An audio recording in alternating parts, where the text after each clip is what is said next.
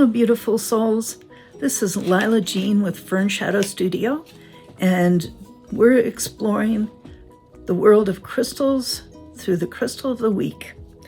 And this week I drew from my Crystal Wisdom and Intention card deck, and the card that we drew was for Ruby Zoisite and Ruby Fusite.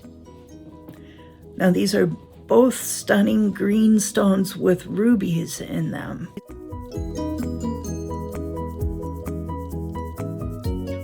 But there's some confusion in telling the difference.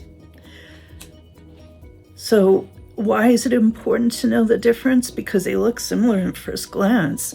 Well, one is much more plentiful than the other and therefore less expensive. Let's go into talking about the difference between the two stones so you can identify them. Let's start with Ruby Zoisite. It has that bright green matrix with the pockets of ruby crystal in it. And the bright green part of the stone is actually zoisite. There's also, if you look closely at the stone, black streaks or specks in the stone, and that is actually the mineral hornblende.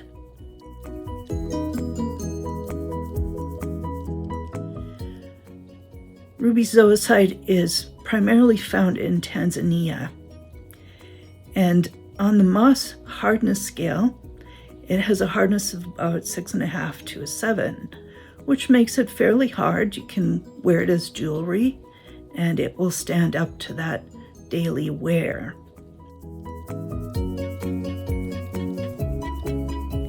Now let's talk about Ruby Fusite.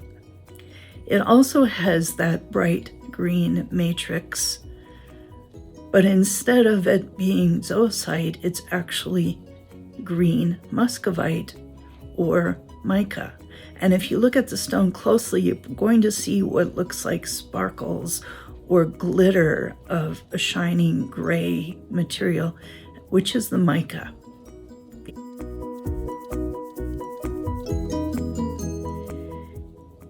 You'll see the same clusters of rubies in that green matrix, but in fusite, they're often surrounded by a light color, a ring around the ruby, and that is either caused by the mica, or sometimes if it has a bluish color to it, it's actually blue kyanite that's also in the stone. Now, on the hardness scale, the fusite is only a 2 up to maybe a 4 sometimes, which is really soft. It's too soft for jewelry that you might want to wear daily. And if you were holding both of the stones, you would find that the fusite is actually much lighter and more porous than the zoisite. So let's talk about the history of the two stones, starting with the Ruby Zoisite.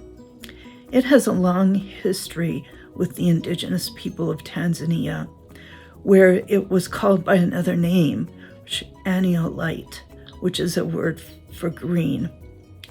It was carved and made into jewelry, often worn by the warriors, because there was a belief that the wearer of this stone was going to be healthier and stronger.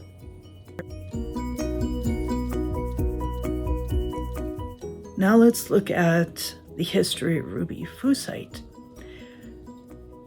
Ruby Fusite was only found in any quantities in the 20th century, so it doesn't have a long history that we can find.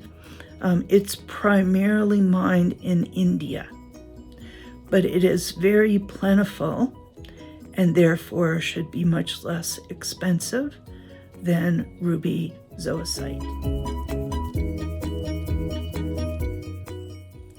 So now let's talk about the energetic qualities of the two stones. First of all, they both have the green, which represents the heart chakra and our physical well-being. And that is combined with the ruby red, which is associated with the root chakra and our connection to our life, our zest for life, and our people.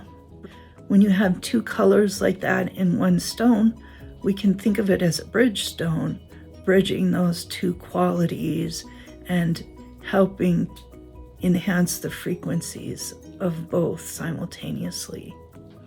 When we look at the hardness, however, of the zoisite, we'll see that the piezoelectric and refracting qualities fall into the more active category.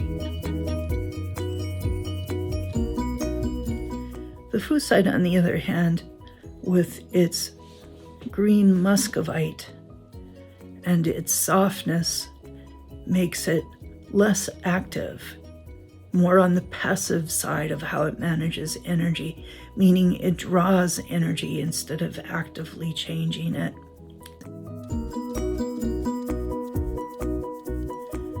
So if you feel drawn to work with either of these stones, I have an intention that I would recommend to use with them. It is as follows. I am well.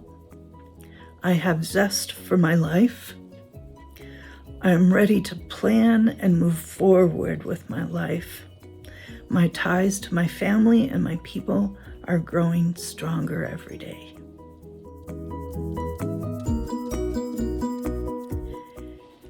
If you have any questions about my Crystal Wisdom and Intention card deck or about my services, you can find me at fernshadowstudio.com. Thank you.